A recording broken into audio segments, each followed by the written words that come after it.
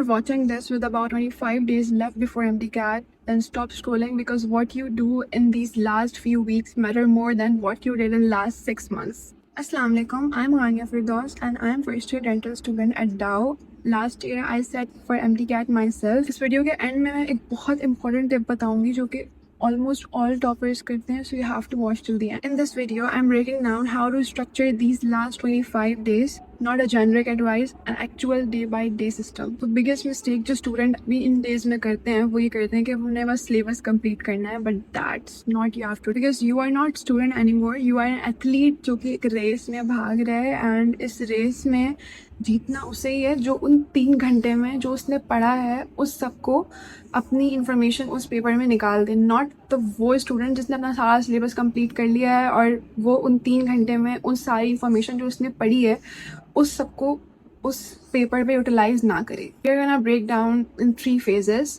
First phase day 1 till day 10 subject wise revision.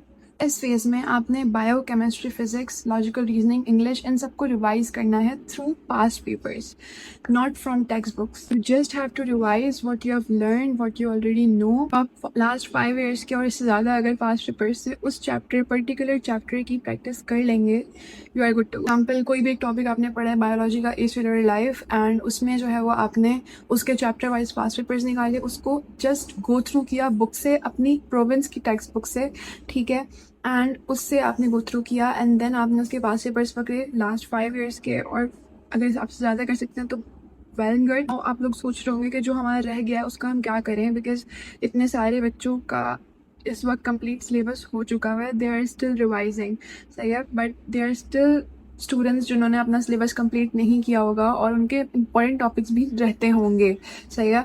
सो आपने जो है वो उसको जो इम्पॉर्टेंट हैं ओनली उनको, और जो वो रहते हैं उनको साइड बाय साइड थोड़ा थोड़ा डेली करना है उसी के दौरान डे 1 से डे 10 में, which is phase 1. Day 1 to day 10 आपने क्या करना है, आपने सिंपली पास्ट पेपर्स को चैप्टर वाइज करना है अपने सिलेबस में जो आपने कवर कर लिया है. Phase 2 which is from day 11 till day 20. Now in this phase आपने डेली एक फुल लेंथ पेपर करना है जो कि एक मॉक एग्जाम होता है. मोस्ट ऑफ द स्टूडेंट्स जो कि बहुत गलत तरीके से मॉक अटैम्प्ट करते हैं, आपने सिमुलेशन में मॉक अटैम्प्ट करना है. मीन्स आपने 3 hours का टाइमर लगा के 180 MCQs को सॉल्व करना है. You are done with your mock exam, so आपने जितने भी रॉन्ग आंसर्स हैं उनको एनालाइज करना है. कैसे, you have to note them down. Mock में जो भी रॉन्ग आंसर हो गया आपने उसी सेम डे पर वो मिस्टेक्स को एनालाइज करना है. 3 day 21 to day 25.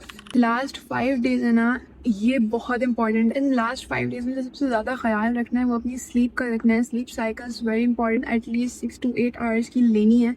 And in these last 5 days especially, formula sheets you have made yourself, that's well and good. In these 5 days you have to revise from high yield list only, no new content in these 5 days. Now the most important tip जो मैंने video के start में कहा था कि ये मैं इस वक्त बताऊंगी, so that is mistake book. वो मिस्टेक्स जो आपने अपने सारे 10 मॉक्स में अपने नोट डाउन किए मिस्टेक नोटबुक में, आपने उनको अच्छे से लास्ट 5 days में रिवाइज करके जाना एग्जाम तक. तो भी गलत कॉन्सेप्ट होगा उसको अपनी, जो भी गलत MCQ होगा आपने उसको अपनी टेक्स्ट बुक से जाके उस कॉन्सेप्ट को रिवाइज करना है. Specially the night before your exam you should revise those mistakes. As this was the 25 days breakdown before your MDCAT. In the next video, I'm breaking down exactly which topics to prioritize if you are short on time. Subscribe to my channel so you don't miss it. Drop your current prep stage. I will read your comments. So much for watching my video.